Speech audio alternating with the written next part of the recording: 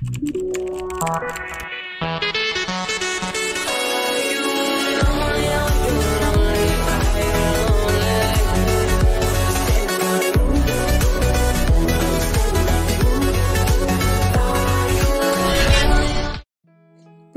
সৌন্দর্য বিলাতে কখনোই তাড়াহুড়ো করে না, তবুও তার সবকিছু সম্পূর্ণ হয় আপন নিয়মে। প্রকৃতির একটা নিজস্ব সুর আছে, তা অনেকেই শুনতে পায়। পাহাড়, সমুদ্র, ঝর্ণা, জ্যোৎস্না রাত আমাকে খুব টানে। একদিন আমি এসবের মধ্যেই হারিয়ে যাব এই ব্যস্ত নগরী থেকে। চলো আকাশ ছুঁয়ে দেখি, চলো প্রকৃতির মাঝে নিজেকে হারাই, চলো এই বাংলার রূপের মাঝেই নিজেকে হারাই। আমি এই সীমাহীন আকাশের মাঝে উঠতে ভালোবাসি। নীলের বিশাল শূন্যতায় বাতাসের শব্দহীন সঙ্গীত শুনতে পাই। আমার প্রাণ আনন্দিত হয়। আকাশ আমার কাছে একটা অসীম চলচ্চিত্র, যেখানে কি ঘটছে তা দেখে আমার চোখ কখনোই ক্লান্ত হয় না। ছোটবেলায় আমার আম্মু আমাকে বলতো আকাশে নাকি পরীরা আছে, তাই আমার এই চোখ আজও আকাশে পরী খোঁজে। জীবনে সুখের রহস্য হলো আকাশের দিকে মাথা তুলে মাটিতে পা রাখা। প্রকৃতি আমাকে হাসায়, প্রকৃতি আমাকে কাঁদায়, প্রকৃতি আমাকে ভাঙে, প্রকৃতি আমাকে গড়ে, প্রকৃতি আমাকে নতুন করে বাঁচতে শেখায়। আমি একজন প্রকৃতি প্রেমী মানুষ। প্রকৃতি আমাকে খুব করে কাছে টানে, তাই আমি সুযোগ পেলেই বেরিয়ে পড়ি প্রকৃতির টানে। প্রকৃতির এই অপরূপ সৌন্দর্যের মাঝে আমি হারিয়ে যেতে চাই। জীবনে প্রকৃতির রং, রূপ, গন্ধে নিজেকে মাতিয়ে নিতে চাই। প্রকৃতির মাঝে আবারও নতুন করে হারিয়ে যেতে ইচ্ছে করে, আবারও নতুন করে নিজেকে ফিরে পাওয়ার জন্য। প্রকৃতির দিকে অবাক বিস্ময় চেয়ে থাকতে অনেক আনন্দ লাগে, তাই না? হলুদ রঙে সেজে উঠেছে সর্ষে ফুলের ক্ষেত। দিগন্তে যতদূর চোখ যায় মনে হচ্ছে হলুদ এক নদী এঁকে বেঁকে চলেছে। দেখে মনে হচ্ছে সবুজ মাঠের বুকে দিগন্ত জুড়ে বিছানো রয়েছে হলুদ এক কার্পেট। হ্যাঁ, আমি বলছিলাম সৌন্দর্যের প্রতীক হলুদ রাঙা সরিষা ফুলের কথা। শীত এবং সরিষার ফুল যেন একে অপরের পরিপূরক। আসসালামু আলাইকুম, hello everyone, welcome back another new vlog. কেমন আছেন আপনারা সবাই? আশা করি যে যেখানে আছেন আল্লাহর রহমতে ভালো এবং নিরাপদে আছেন। আলহামদুলিল্লাহ, আমিও অনেক ভালো আছি। স্টোরিড কেয়ার পক্ষ থেকে আমি কেয়া সবাইকে ওয়েলকাম করছি আমার নতুন আরও একটি ভ্লগ দেখার জন্য। আর আজকে আমি কোথায় আছি সেটা আপনারা হয়তোবা সবাই বুঝে গেছেন ইতিমধ্যে। আসলে আমি আমার বাবার বাড়িতে প্রায় 21 দিন যাবৎ আসলে এসেছি। আমার বাবার বাড়ি একদমই রাস্তার সাথে, তারপরে বাড়ির পেছনেই আসলে বিস্তৃত এরকম বিশাল একটা মাঠ। আর এখন মূলত মাঠে আসলে অনেক বাড়িঘর হয়ে গিয়েছে। আর দেখতে পাচ্ছেন হলুদ রাঙা সরিষা ফুল। আসলে দেখলেই আমি ছোটবেলাতেই সেই সময়টাতে আসলে হারিয়ে গিয়েছি। তখন যেন সবকিছু আরো সুন্দর ছিল। এখন যত দিন যাচ্ছে সবকিছুই পরিবর্তন হচ্ছে। আর আমরা তো সবাই জানি মানুষ, সময় সবকিছুই পরিবর্তনশীল। একদিন না একদিন সবকিছুরই পরিবর্তন ঘটে। সারা জীবনই সবকিছু এক থাকে না। ছোটবেলার কত স্মৃতি জড়িয়ে আছে আমার এই মাঠটাতে। ছোটবেলায় আমি কত ঘুরে বেড়াতাম, এখানে খেলাধুলা করতাম আমার সমবয়সী সব মেয়েদের সাথে। আসলে ভাবতেই গায়ে কাটা দেয়। কতই না মধুর ছিল সেই দিনগুলি। আর আমি আজকে বের হয়েছি আমার ভাইয়ের 2 ছেলেকে সাথে করে নিয়ে। ওরা আসলে আমাকে বাসাতে কিছুতেই থাকতে দিচ্ছিল না। আসলে ওর মা বাবা খুবই ব্যস্ত, দুজনেই খুবই ব্যস্ত থাকে। আমি আসছি, আমাকে জোর করে আসলে টেনে নিয়ে যাচ্ছিল, বলছিল ফুপু চলো একটু ঘুরে আসি। আমি তো কখনোই আসলে মাঠে যাই না, সেরকম হয়তো অত দূর যায় না। আসলে ওরা খুবই বায়না করছিল। আসলে যেতে যেতে কিন্তু আমরা অনেক দূর পর্যন্ত চলে গিয়েছিলাম। আমাদের বাড়িটা যে কোথায় সেটা আসলে আমরা ভুলেই গেছিলাম ক্ষণিকের জন্য। আসলে আমিও কিছু সময়ের জন্য আসলে সেই শৈশবে ফিরে গেছি, ভুলে গেছি আমি বড় হয়ে গেছি, সেটা আসলে আমি একদমই ভুলে গেছিলাম। আসলে বাচ্চাদের সাথে থাকতে কিছুক্ষণের জন্য থাকলেও মনে হয় আমিও আর একটা বাচ্চা, তাই না? ওরা আমার কাছে ইচ্ছে মতো বায়না করছিল, ফুপু চলো অনেক দূরে যাব, ওই দূরে যাব, ওই গাছের ওইখানে যাব। ওই গাছের ওখানে আমি কখনোই যাইনি, তুমি নিয়ে যাবে আমাকে। আসলে আমিও ওদের সাথে তালে তাল মিলিয়ে আস্তে আস্তে এগোচ্ছিলাম। আর দেখতেই পারছেন চারিদিকটা কত সুন্দর, আসলে সেটা আর বলার অপেক্ষা রাখে না। আর যে দোতলা বাড়িটা দেখতে পারছেন মাঠের মধ্যে দিয়ে, আসলে এই বাড়িটা আমার এক খালার। আর এই তো আমরা যাচ্ছিলাম আস্তে আস্তে, দেখতে পারছেন। আসলে কি বলবো, সেই সময়টা যে কত সুন্দর কেটেছে আমার, সেটা আর বলে বোঝানো যাবে না। আসলে সেদিনটা আসলে আমার মেয়েটা আমার কাছে ছিল না। আমার বড় মেয়েটা ওর বাবার সাথে আসলে ওর দাদি বাড়ি গিয়েছিল। আর আমার ছোট মেয়েটা একটু অসুস্থ ছিল, এই জন্য আসলে ওকে দুপুরবেলা ঘরে আসলে ঘুম পাড়িয়ে রেখে আসছিলাম।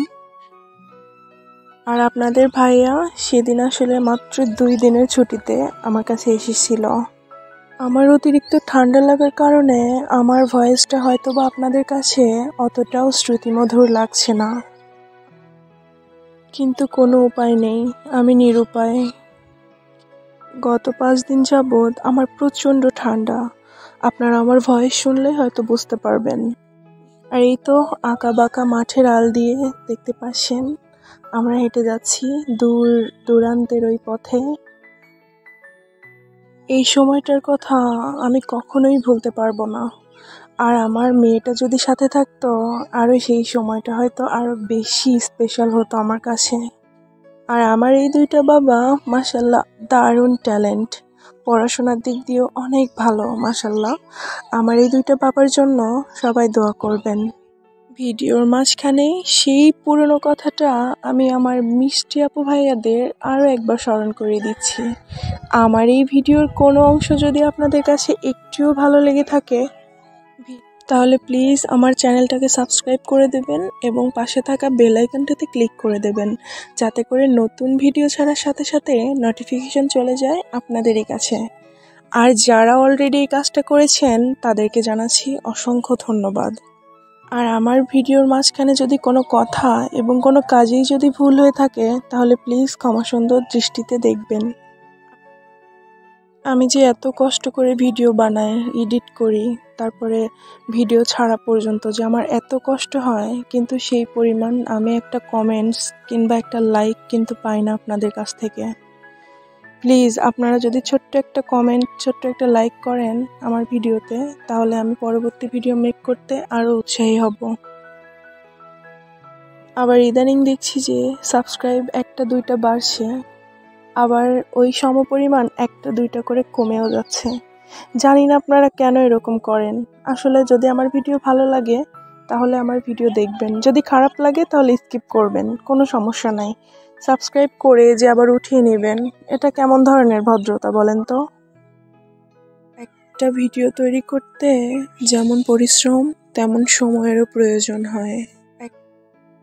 ভিডিওতে যদি কোনো সময় এবং কোনো পরিশ্রম যদি না হতো, তাহলে হয়তো কোনো অভিযোগই আমি আপনাদের কাছে করতাম না। আমার ভিডিওতে আপনারা আমার ভয়েস ব্যতীত আরও অনেক ভয়েসই শুনতে পারবেন, কারণ আমি এমন একটা পরিবেশ পরিস্থিতির মধ্যে আছি, চারিদিকে আসলে গোলমাল, হট্টগোল, গাড়ির হর্ন, আসলে পশু পাখির আওয়াজ সব কিছুই আসে এখানে। তাই আমার একটু ভয়েস দিতে অস্বস্তিতে আসলে পড়তে হয়। আপনারা দেখতে পাচ্ছেন আমি কিন্তু আমাদের বাড়ি থেকে মাঠের অনেকটাই একদমই মাঝখানে আসলে চলে এসেছি। আর চারিদিকটা দেখুন, মনোমুগ্ধকর কত সুন্দর সরিষা ফুলের ক্ষেত। আর এখানে ছিল মূলত শিমের আসলে গাছ, আসলে শিমের চাষও করা হয়েছিল এখানে। আর আমার ভাইয়ের ছেলেটা আমাকে শিম দেখাচ্ছিল আর আমি ওদের সাথে দেখছিলাম। সবকিছু যে এত ভালো লাগছিল কি বলবো, আপনারা আসলে দেখতেই হয়তো বুঝতে পারবেন। চারিদিকটা শুধু সরিষা আর সরিষা। আল্লাহর সৃষ্টি আসলে অদ্ভুত রকমের সুন্দর, সেটা আসলে কখনোই প্রশংসা করে আসলে ফোরানো যাবে না। আসলে আমার এই ভিডিওটা অনেকটা বড়, আসলে বড় হয়ে গিয়েছিল। মানে এত সুন্দর দৃশ্য ভিডিও না করে কি থাকা যায় বলেন তো। আমাদের এই মাঠে আসলে সরিষা থেকে শুরু করে শিমের চাষ, ভুট্টার চাষ, টমেটো, আসলে সমস্ত কিছুরই আসলে মানে ফসল ছিল আমাদের এই মাঠে। আর অধিকাংশই আসলে সরিষা, কারণ সরিষা একটা লাভজনক আসলে শস্য। আসলে সরিষা কিন্তু অনেক আসলে 5-6 হাজার টাকা মন আসলে বিক্রি হয়। আসলে সরিষা লাভজনক ফসল হিসাবে আসলে মানুষ একটু বেশি চাষ করে থাকে আসলে সরিষাটা। আর এই যে লম্বা লম্বা গাছটা দেখতে পাচ্ছেন, আসলে এই জায়গাটা নির্দিষ্ট কোনো ব্যক্তির। আসলে উনি এই জায়গাটা কিনে শুধু গাছই আসলে লাগিয়ে রেখেছিল। আর আমরা কিন্তু মূলত ওই জায়গাটাও যাব, ওখানে গিয়েও আসলে আপনাদেরকে দেখাবো যে জায়গাটা আসলে কেমন। আর এই তো আমরা আসলে মাঠের আল দিয়ে হেঁটে যাচ্ছিলাম। আর এই ব্যাপারটা যে কত ভালো লাগছিল। আর আমার 2 বাবাটাকে সাথে করে যাচ্ছিলাম, আসলে সুখ দুঃখের গল্প করছিলাম। আর ওদের যে সুন্দর পাকনা পাকনা কথা, আসলে কি বলবো, ওদের সাথে কথা বললে আসলে মনটা অনেক ভালো হয়ে যায়। আমার মতো কারা কারা আসেন বলেন তো, যে ভাইয়ের ছেলেদের সাথে এরকম সময় কাটান, প্লিজ কমেন্টে জানাবেন। আর দেখতেই পারছেন চারিদিকটা কত সুন্দর, আসলে কি বলবো, আমি বলার ভাষাই খুঁজে পাচ্ছি না যে কি বলে প্রশংসা করব। এতই ভালো লাগছিল, আসলে মনেই হচ্ছিল না যে আমি বাড়ি ফিরে যাব। আমার এত ভালো লাগছিল। আর আমি কত বছর পর যে আসলে এরকম একটা পরিবেশ পেয়েছিলাম, কি বলবো, আসলেই মনে হয় পাই নাই। আর আজকে পেয়েও আসলে ছাড়তে ইচ্ছা করছিল না। আর দেখতেই পারছেন সূর্য আসলে অস্ত যাবে, সন্ধ্যা নামবে, একটু ভয় ভয় করছিল। আর মাঠটা কিন্তু একদমই ফাঁকা ছিল, 2-1টা লোক ছিল আসলে মাঠের মধ্যে। আমার ভাইয়ের ছেলেরা খুবই বায়না করছিল, ফুপু চলো ওখানে যাবই। আমি তো আসলে মানে একটু ভয় পাচ্ছিলাম, কিন্তু আসলে কি বলবো, ওরা আসলে যেতেও চাচ্ছিল। আর আমারও কিন্তু একটু একটু ইচ্ছে হচ্ছিল। আর ওরা কিন্তু একটু দেখেন অনেক 2 ভাই, মানে আসলে এই ভালো সম্পর্ক, এই ঝগড়া। আসলে হয়তো বাচ্চাদের সম্পর্কটাই আসলে এরকম, মানে ভাই বড় ধন, রক্তের বাঁধন। আসলে কি বলবো, মানে এই ভালো এই খারাপ, কিন্তু মাশাআল্লাহ ওদের যথেষ্ট মিল। আর ওদের মধ্যে যে আন্ডারস্ট্যান্ডিংটা এত ভালো, মানে কি বলবো, আমি যে আর কিভাবে ভিডিও করব আসলে ভাষাই খুঁজে পাচ্ছিলাম না। আর যতই ভিডিও করছি মনে হচ্ছে আরও ভিডিও করি, আরও কিছু করি, আরও দেখাই। আসলে মনই ভরছিল না আমার, কি বলবো। আর এই তো দেখতে পাচ্ছেন আমরা কিন্তু এই গাছের আসলে বাগানের কাছেই চলে আসছি। আর বাগানটা দেখেন কতই মনোমুগ্ধকর। আমি এই বাগানে গিয়ে আসলে একটা জিনিস ফিল করলাম, মনে হচ্ছিল আমি কোনো না কোনো সময় আসলে স্বপ্নের মধ্যে হলেও মনে হয় এত সুন্দর একটা জায়গাতে আসলে ঘুরে গেছিলাম। আসলে এমন একটা ফিল হচ্ছিল আমার। আর চারপাশটা যে এতই সুন্দর, আপনারা তো দেখলেই আসলে বুঝতেই পারবেন। আর এই জমিটা একদমই আসলে ফেটে গিয়েছিল, দেখতেই পারছেন। আসলে বৃষ্টি না হওয়ার কারণে হয়তো এরকম হয়েছে। আর একটা কৃষককে দেখতে পারছেন, আমি আসলে জুম করে আপনাদেরকে দেখিয়েছিলাম, উনি আসলে ওনার জমিতে সার ছিটাচ্ছিল। আর আসলে এই দৃশ্যটা যে দেখতে কতই ভালো লাগে, তাই না? আসলে যারা দেখেছেন সামনাসামনি হয়তো তারাই শুধু উপলব্ধি করতে পারবেন। এই গাছটার নাম কি কেউ বলতে পারবেন? প্লিজ যদি কেউ জেনে থাকেন প্লিজ আমাকে কমেন্টে জানাবেন। আমার জানা মতে এই গাছের নামটা হচ্ছে ইউক্যালিপ্টাস হয়তো নাম। আসলে আমি জানি না সঠিক বললাম কি ভুল বললাম। যদিও ভুল বলে থাকি তাহলে প্লিজ আমাকে কমেন্টে জানাবেন। আর এই পরিবেশটা যে এতই মানে নিস্তব্ধ ছিল, কোনো মানুষের আসলে কোনো শব্দই ছিল না। এত ভালো লাগছিল, মানে কি বলবো। এই বাগানের ছোট্ট একটা চমক আছে, আপনারা হয়তো দেখলেই বুঝতে পারবেন। এই গাছের আসলে মাঝখানে একটা ছোট্ট ছোট্ট একটা পুকুর আছে, আপনারা হয়তো দেখবেন। আর পুকুরটার জন্যে হয়তো বা সৌন্দর্যটা মনে হয় আরও বৃদ্ধি পেয়েছিল, আমার কাছে মনে হয়েছিল। আর আমার দুই ভাইয়ের বাচ্চা তো দেখতেই পারছেন, ওরা আসলে লাফালাফি খুবই আনন্দ করছিল আসলে এখানে এসে, কি বলবো। আর শুকনা পাতা দেখেন পড়ে আছে, আসলে আমার মনে হয় না এখানে পাতাগুলো আসলে হয়তো এরকমই পড়ে থাকে, কেউ হয়তো আসে না নিতে। আর দেখতেই পাচ্ছেন পুকুরটা কত সুন্দর, ছোট্ট একটা পুকুর। মাঝে মাঝে মনে হচ্ছিল এখানে যদি আসলে একটা বাড়ি থাকতো হয়তো বা আরও ভালো লাগতো। আমার পার্সোনালি ছোট্ট একটা বাড়ির সাথে যদি ছোট্ট একটা পুকুর থাকে, সেই বিষয়টা আসলে আমার কাছে একটু বেশি ভালো লাগে। আর এত ভালো লাগে মানে কি বলবো। আমার মতো কে কে আছেন বলেন তো এরকমটা পছন্দ করেন? আপনারা আমার ভিডিও দেখলেই হয়তো বুঝতে পারবেন আমি কিন্তু একদমই মাঠের মানে শেষে চলে এসেছিলাম। আর আর একটা দুইটা মাঠ আসলে পাড়ি দিলেই মেইন রোড আসলে। আর এই জায়গাটা কিন্তু আসলে অনেকটাই দূরে, আমি যদি মেইন রোড থেকে আসলে আমার বাড়িতে যাই আসলে অনেক সময় লাগবে, প্রায় আধা ঘন্টারও বেশি লাগবে। আর আমি যদি এখান থেকে আবার ব্যাক করি তাহলে হয়তো 15 মিনিট হয়তো সময় লাগবে, 15 থেকে 20 মিনিট আসলে যেতে। আর মাঠ দিয়ে আসলে তো আসলে যাওয়া আসা করলে এমনিতে একটু কম সময়ে আসলে পৌঁছানো যায়।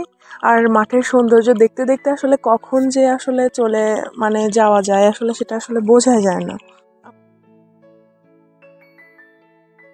আমি তো ছোটবেলাতে যখন কোথাও যেতাম শর্টকাট রাস্তা দিয়ে হলেও আমি আসলে মাঠ দিয়েই আসলে যেতাম। আর আমাদের বাড়ির কাছে অনেকেই বলতো আসলে মাঠ দিয়ে যাওয়া নাকি একটু রিস্ক হয়।